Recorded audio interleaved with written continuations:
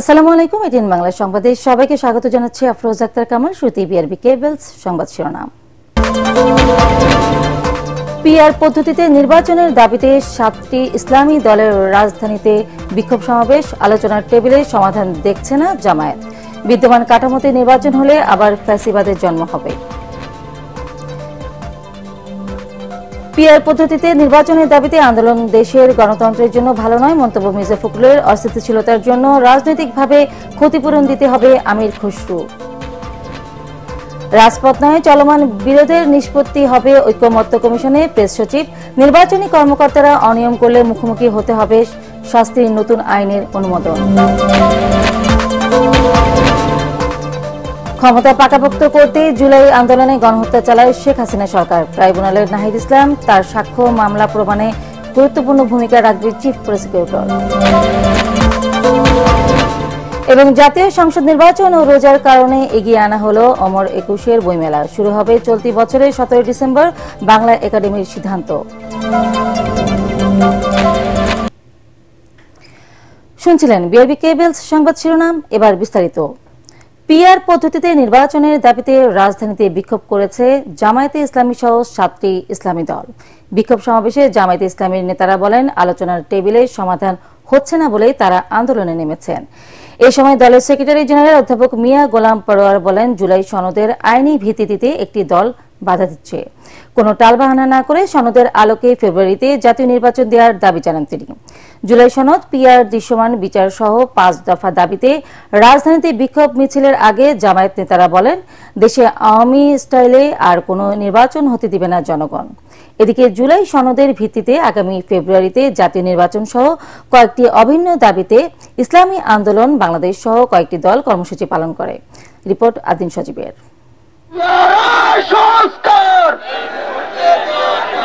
24-এর গণ অভ্যুত্থানে ফেসিবাদের পতনের পর রাষ্ট্র সংস্কারের আকাঙ্ক্ষা বাস্তবায়নে এবার রাজপথের আন্দোলনে জামায়াতে ইসলামী স্লোগানেই তাদের বার্তা পরিষ্কার। ঐকমত্য কমিশনের আলোচনার পাশাপাশি এমন বিক্ষোভ কর্মসূচির কারণ কি কেবলই রাজনৈতিক মহড়া, তার জবাব দিলেন জামাত নেতারা। এই জুলাই সনদ বাস্তবায়নের ক্ষেত্রে কারা প্রতিবন্ধকতা সৃষ্টি করছে, জনগণ তাদেরকে চিহ্নিত করবে। আর এই জুলাই সনদ আইনে ভিত্তি দেওয়ার ক্ষেত্রে সরকারের ভিতরে থেকে যারা ডক্টর ইউনূস সাহেবকে কুপরামর্শ দিচ্ছেন, জনগণ অতীতের ন্যায় তাদেরকে আগামী দিনে চিহ্নিত করবে। জামাত ইসলামী একটি স্বচ্ছ ও গ্রহণযোগ্য নির্বাচনের চেষ্টা চালিয়ে যাচ্ছে জানিয়ে দলের সেক্রেটারি জেনারেল মিয়া গোলাম পরোয়ার বলেন, জাতীয় নির্বাচনের আগে জুলাই সনদের আইনি ভিত্তি সহ জরুরি সংস্কার না করলে দেশ বিপর্যয়ের মধ্যে পড়তে পারে।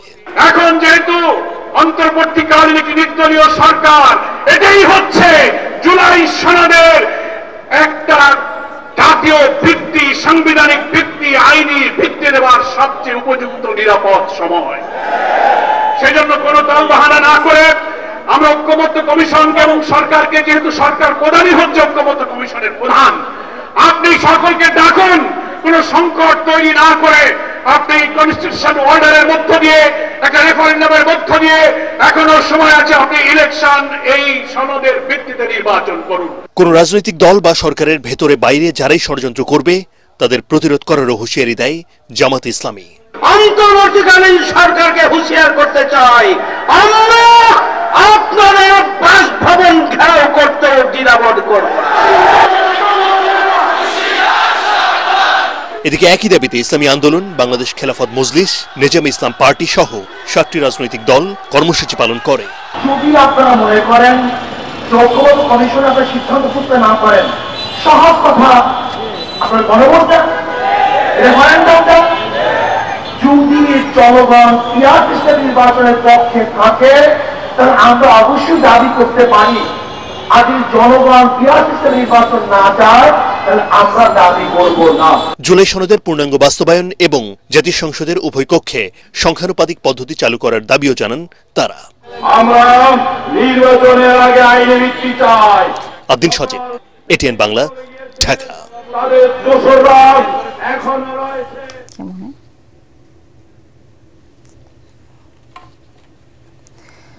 আলোচনা চলমান থাকা অবস্থায় পিআরের দাবিতে কিছু দলের আন্দোলন কর্মসূচি দেশের জন্য মঙ্গলজনক হবে না বলে মন্তব্য করেছেন বিএনপি মহাসচিব মির্জা ফখরুল ইসলাম আলমগীর।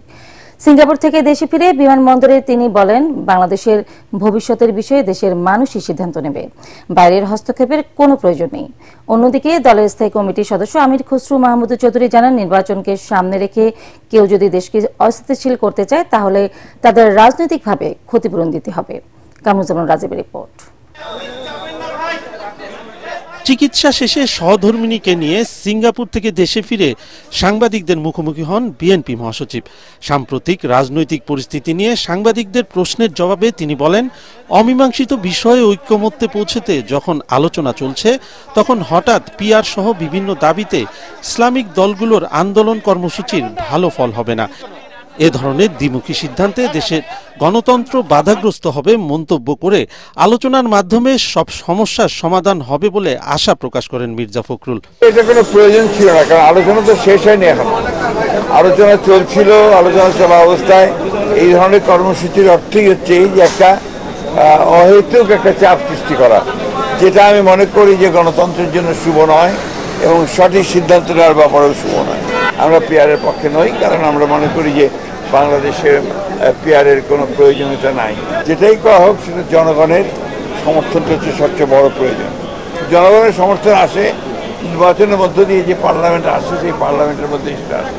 এদিকে রাজধানীর হাতিরঝিলে গণ অধিকার পরিষদের সভাপতি নুরুল হক নূরকে দেখতে গিয়ে আমির খসরু মাহমুদ চৌধুরী বলেন, রাজনৈতিক দলের দাবি দেওয়ার সাথে নির্বাচনের কোনো সম্পর্ক নেই। তিনি বলেন, গণতন্ত্রে বিশ্বাস করলে জনগণের উপর আস্থা রাখতে হবে। নির্বাচনের সাথে কোন পার্টির কি দাবি দেওয়া এটা কোনো সম্পর্ক নাই। তাদের দাবি দেওয়া থাকতেই পারে, সেই দাবি দেওয়া নিয়ে তারা জনগণের কাছে যেতে হবে, জনগণের ম্যান্ডেট নিয়ে সংসদে আসবে, পাশ করতে পারবে, কোনো অসুবিধা নাই।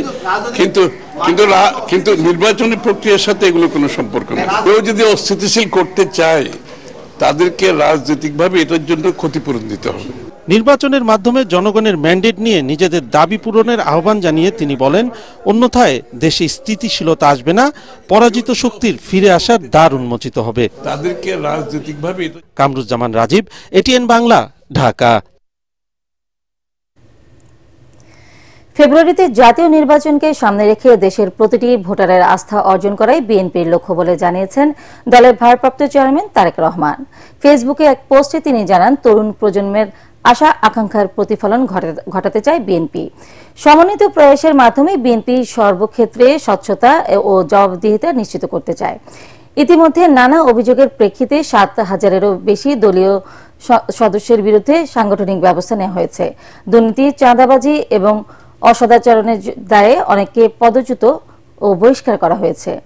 নেতাকর্মীদের শৃঙ্খলাবদ্ধ ঐক্যবদ্ধ থাকার আহ্বান জানিয়ে তারেক রহমান বলেন, জবাবদিহিমূলক রাষ্ট্র ব্যবস্থা প্রতিষ্ঠায় বিএনপির অঙ্গীকার।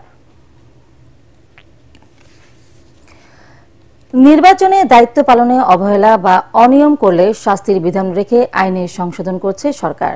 এ সংক্রান্ত দুটি আইনের খসড়ার চূড়ান্ত অনুমোদন দিয়েছে উপদেষ্টা পরিষদ। এছাড়া এনবিআর এর একটি আইনেরও খসড়া চূড়ান্ত অনুমোদন করা হয়েছে। রাজধানীর ফরেন সার্ভিস একাডেমিতে প্রধান উপদেষ্টার প্রেস সচিব শফিকুল আলম এসব কথা জানান। তিনি বলেন, রাজপথ নয়, রাজনৈতিক দলগুলোর মধ্যে চলমান বিরোধের নিষ্পত্তি হবে জাতীয় ঐক্যমত্য কমিশনে। মিজান শাহজাহানের রিপোর্ট। প্রধান উপদেষ্টা ডক্টর মোহাম্মদ ইউনূসের সভাপতিত্বে অনুষ্ঠিত হয় উপদেষ্টা পরিষদের নিয়মিত বৈঠক। এ সময় নির্বাচন কমিশনের দুটি ও জাতীয় রাজস্ব বোর্ড সংক্রান্ত একটি আইনের খসড়ার চূড়ান্ত অনুমোদন দেওয়া হয়।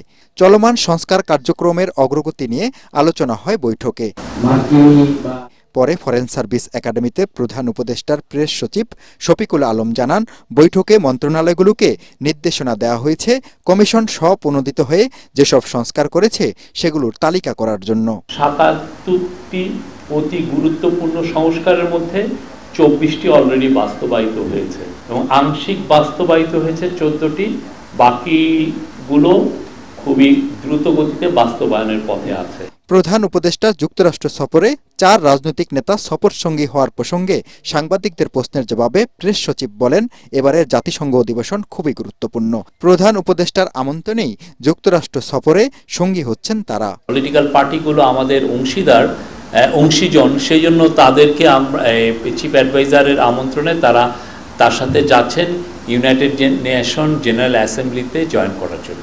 জামাত সহ কয়েকটি দলের যুগপৎ আন্দোলন প্রসঙ্গে সরকারের এই মুখপাত্র বলেন, এসব সংকট কেটে যাবে, সিদ্ধান্ত হবে ঐকমত্য কমিশনে। এই কনসেনসাস কমিশনের সাথে পলিটিক্যাল পার্টির যে আলোচনা, সে আলোচনাই একটা সবকিছুর শান্তিপূর্ণ সমাধান দিবে।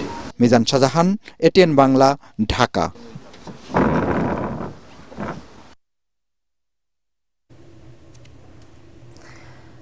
ক্ষমতা পাকাপোক্ত করতে জুলাই আগস্ট আন্দোলনে গণহত্যা চালিয়েছে আওয়ামী লীগ সরকার। মানবতা বিরোধী অপরাধের মামলায় শেখ হাসিনা সহ 3 জনের বিরুদ্ধে দ্বিতীয় দিনের জবানবন্দিতে একথা বলেন নাহিদ ইসলাম। তার সাক্ষ্য মামলা প্রমাণে গুরুত্বপূর্ণ ভূমিকা রাখবে বলে আশা করছেন ট্রাইব্যুনালের চিফ প্রসিকিউটর তাজুল ইসলাম। আন্তর্জাতিক অপরাধ ট্রাইব্যুনাল 1-এর চেয়ারম্যান বিচারপতি মোহাম্মদ গোলাম মর্তুজা মজুমদারের নেতৃত্বাধীন 2 সদস্যের বিচারিক প্যানেলে এই সাক্ষ্য দেন নাহিদ। তরিক ইসলামের রিপোর্ট। জুলাই গণহত্যা ও মানবতা বিরোধী অপরাধের মামলায় সাক্ষ্য দিতে দ্বিতীয় দিনের মতো আন্তর্জাতিক অপরাধ ট্রাইব্যুনালে আসেন জাতীয় নাগরিক পার্টির আহ্বায়ক নাহিদ ইসলাম। সাক্ষ্য শেষে নাহিদ ইসলাম গণমাধ্যমকে জানান, ক্ষমতা পাকাপোক্ত করতেই হত্যাযজ্ঞ চালায় শেখ হাসিনা সরকার। ডিবি অফিসে আমাদের নানাভাবে আমাদেরকে নির্যাতন করা হয়েছে, মানসিক শারীরিকভাবে আমাদের অভিভাবকদেরকে হেনস্থা করা হয়েছে এবং একটা পর্যায়ে তারা নারী সমন্বয়কদেরকে আরো গ্রেফতার করে আনার হুমকি দিয়েছে। জোরপূর্বক আমাদের দেশেই লিখিত বক্তব্যটি পাঠ করায় এবং প্রধানমন্ত্রীর দপ্তরে আমাদেরকে নিয়ে যেয়ে আমরা সমঝোতা করেছি, এরকম একটা দৃশ্য জনগণকে দেখাতে চেয়েছিল।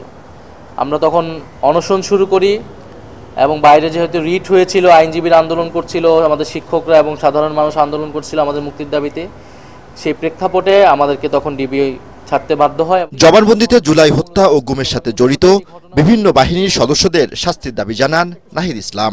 পুলিশ, র্যাব, বিজেপি, সেনাবাহিনী, যত বাহিনীর যে সকল সদস্যরা এই হত্যাকাণ্ডে, নির্যাতনে, গুমে অংশগ্রহণ করেছে এবং যাদের নির্দেশনায় এগুলো সংগঠিত হয়েছে, শেখ হাসিনা, স্বরাষ্ট্রমন্ত্রী ওবায়দুল কাদের সহ, তাদের যাতে কঠোর শাস্তি দেওয়া হয়, আমাদের এটাই প্রত্যাশা থাকবে। এ সময় চিফ প্রসিকিউটর তাজুল ইসলাম জানান, মামলা প্রমাণে নাহিদ ইসলামের সাক্ষ্য গুরুত্বপূর্ণ ভূমিকা রাখবে। একজন প্রত্যক্ষদর্শী, একজন মূল সমন্বয়ক, একজন ভুক্তভোগী ভিকটিম হিসাবে তিনি যা কিছু বলেছেন সেটা এই মামলার প্রেক্ষাপট প্রতিষ্ঠার জন্য, এই মামলার বিষয়বস্তুর মধ্যে আসামিদের কোথায় কি ভূমিকা ছিল সেই বিষয়গুলো তিনি অত্যন্ত স্পষ্ট করে তুলে ধরেছেন। সেগুলো এই মামলা প্রমাণের ক্ষেত্রে অবশ্যই অসম্ভব রকমের গুরুত্বপূর্ণ ভূমিকা পালন করবে। এদিকে নাহিদ ইসলামকে জেরা শেষে আসামি পক্ষের আইনজীবী আমির হোসেন জানান, দেশি বিদেশি ষড়যন্ত্রের মাধ্যমে পরিকল্পিতভাবে এই আন্দোলন করা হয়েছে। তাদের একটা পূর্ব পরিকল্পিত প্ল্যান ছিল যে বৈধ সরকারকে উৎখাত করার জন্য। তরিক ইসলাম, এটিএন বাংলা, ঢাকা।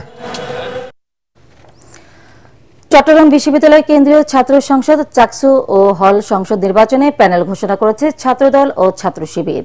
এ সময় ছাত্রদলের সাধারণ সম্পাদক নাসির উদ্দিন বিশ্ববিদ্যালয় প্রশাসনের বিরুদ্ধে পক্ষপাতমূলক আচরণের অভিযোগ করেন। তবে শিবিরের নেতারা বলেন, কেবল চাকসুতে নয়, সব বিশ্ববিদ্যালয়ে অহেতুকভাবে একই অভিযোগ করছে ছাত্রদল।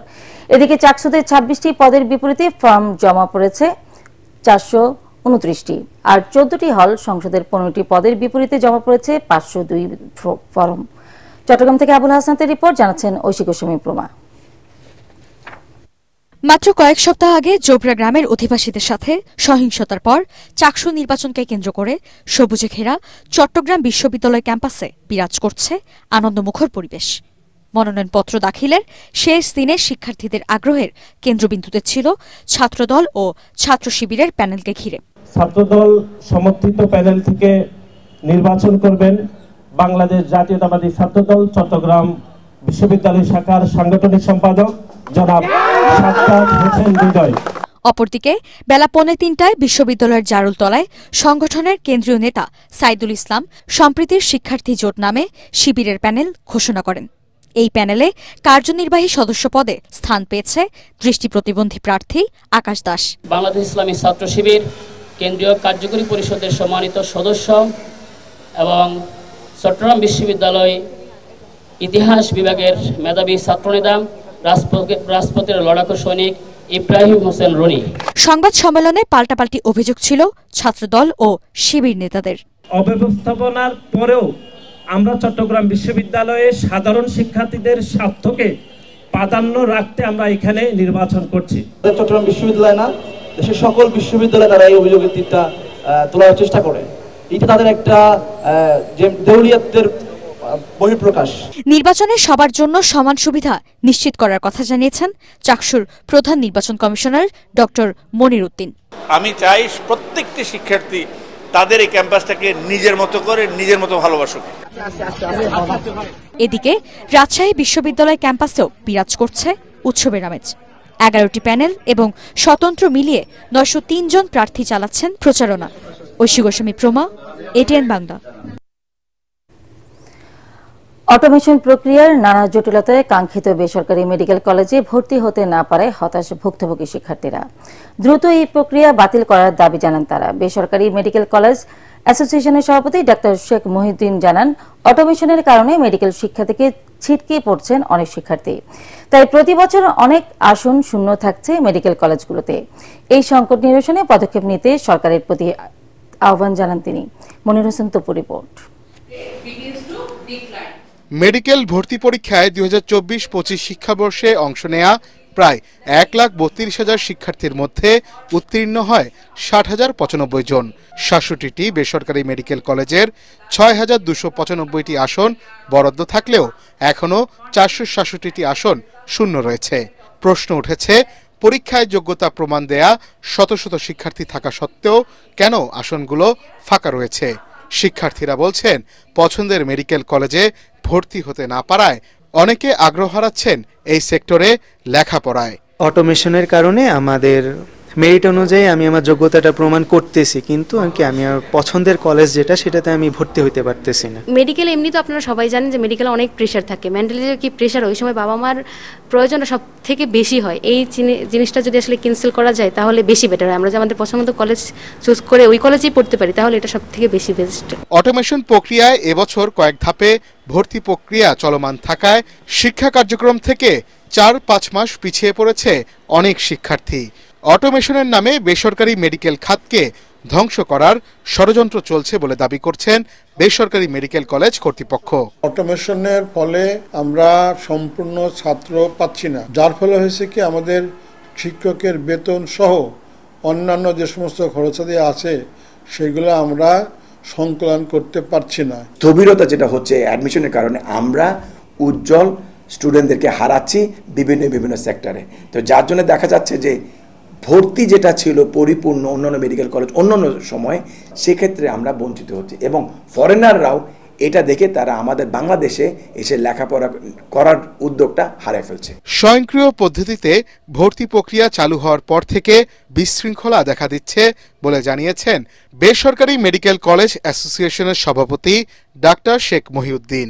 এতে স্বপ্ন পুড়ছে অনেক শিক্ষার্থীর, রাজস্ব হারাচ্ছে সরকার।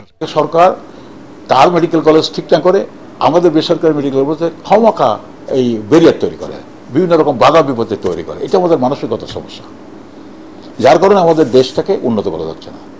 এখানে যদি আজকে ছেড়ে দেয়, এই একদম বিপ্লব হয়ে যাবে মেডিকেল কলেজে। মনে করি হাসপাতালে একটা বিপ্লব হবে, চিকিৎসা ব্যবস্থার একটা বিপ্লব হবে আমাদের দেশে। ওয়েট করতেছে শুধু একটু সাহায্য করা।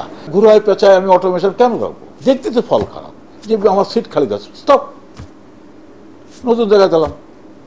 আমি এখানে জিত করার তো কোনো দরকার নেই। এখানে জিত করে তো আমার নিজের ক্ষতি নিজে করতেছে, আমার দেশের ক্ষতি মানে আমার নিজের ক্ষতি। এর আগে 2022-23 শিক্ষাবর্ষে 217টি এবং 2023-24 শিক্ষাবর্ষে 142টি আসন খালি ছিল বেসরকারি মেডিকেল কলেজগুলোতে। মনির হোসেন তপু, এটিএন বাংলা, ঢাকা। আগামী 2026 সালের অমর 21শে বই মেলা শুরু হবে চলতি বছরের ডিসেম্বরের 17 তারিখ। মেলা চলবে 2026 সালের 17 জানুয়ারি পর্যন্ত। বাংলা একাডেমির শহীদ মুনির চৌধুরীর সভাকক্ষে অমর 21শে বইমেলার তারিখ নির্ধারণ সংক্রান্ত এক সভায় এই সিদ্ধান্ত নেওয়া হয়। সংস্কৃতি বিষয়ক মন্ত্রণালয়ের সচিব মফিদুর রহমানের সভাপতিত্বে আয়োজিত সভায় আসন্ন জাতীয় সংসদ নির্বাচন ও পবিত্র রমজানের প্রেক্ষিতে অমর 21শে বইমেলার তারিখ চলতি বছরের 17 ডিসেম্বর থেকে 2026 সালের 17 জানুয়ারি পর্যন্ত নির্ধারণ করা হয়। এ সময় বাংলা একাডেমির মহাপরিচালক অধ্যাপক মোহাম্মদ আজম, একাডেমির সচিব, পরিচালক এবং বাংলাদেশ পুস্তক প্রকাশক ও বিক্রেতা সমিতির প্রতিনিধিরা উপস্থিত ছিলেন। বিশ্বব্যাপী উৎসাহ উদ্দীপনার মধ্য দিয়ে পালিত হল 19তম বাঁশ দিবস। এবছর দিবসটির প্রতিপাদ্য নির্ধারণ করা হয়েছে next generation bamboo solution innovation and design. দিবসটি উপলক্ষে ঢাকায় একটি বিশেষ অনুষ্ঠানের আয়োজন করা হয়। এ সময় বক্তারা নির্মাণ শিল্প, আসবাবপত্র, টেক্সটাইল ও হস্তশিল্পে বহুমুখী ব্যবহারের পাশাপাশি পরিবেশ সংরক্ষণ ও জলবায়ু পরিবর্তন মোকাবেলায় বাঁশের ভূমিকা তুলে ধরেন। একই সাথে ভবিষ্যৎ প্রজন্মের জন্য টেকসই ও পরিবেশ বান্ধব সমাধান নিশ্চিত করবে। এ সময় এগ্রো লিঙ্ক অ্যাডভান্সমেন্ট প্ল্যাটফর্মের আহ্বায়ক ও অতিরিক্ত সচিব জাকির হোসেন সহ বিশেষজ্ঞ উদ্যোক্তা ও গবেষকরা অংশ নিয়ে বাঁশের প্রযুক্তি, উদ্ভাবনী নকশা ও বাজার সম্প্রসারণ নিয়ে আলোচনা করেন। এবার খেলার খবর।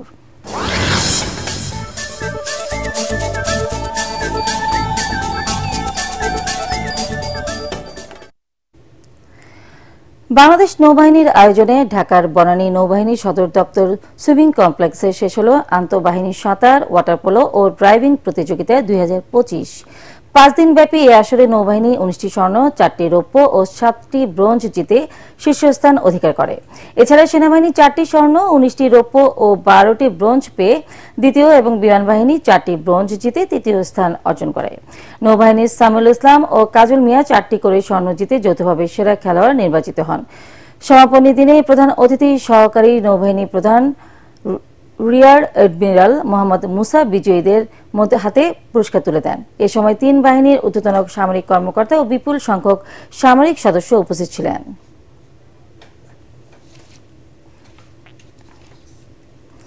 শেষ করার আগে বিআরবি কেবলস সংবাদ শিরোনাম আরো একবার। পিআর পদ্ধতিতে নির্বাচনের দাবিতে 7টি ইসলামী দলের রাজধানীতে বিক্ষোভ সমাবেশ, আলোচনার টেবিলে সমাধান দেখছে না জামায়াত। বিদ্যমান কাঠামোতে নির্বাচন হলে আবার ফ্যাসিবাদের জন্ম হবে। পিআর পদ্ধতিতে নির্বাচনের দাবিতে আন্দোলন দেশের গণতন্ত্রের জন্য ভালো নয়, মন্তব্য মির্জা ফখরুলের। অস্থিতিশীলতার জন্য রাজনৈতিকভাবে ক্ষতিপূরণ দিতে হবে আমির খসরু। রাজপথ নয়, চলমান বিরোধের নিষ্পত্তি হবে ঐক্যমত্য কমিশনের প্রেস সচিব। নির্বাচনী কর্মকর্তারা অনিয়ম করলে মুখোমুখি হতে হবে শাস্তির, নতুন আইনের অনুমোদন। ক্ষমতা পাকাপোক্ত করতেই জুলাই আন্দোলনে গণহত্যা চালায় শেখ হাসিনা সরকার, ট্রাইব্যুনালে নাহিদ ইসলাম।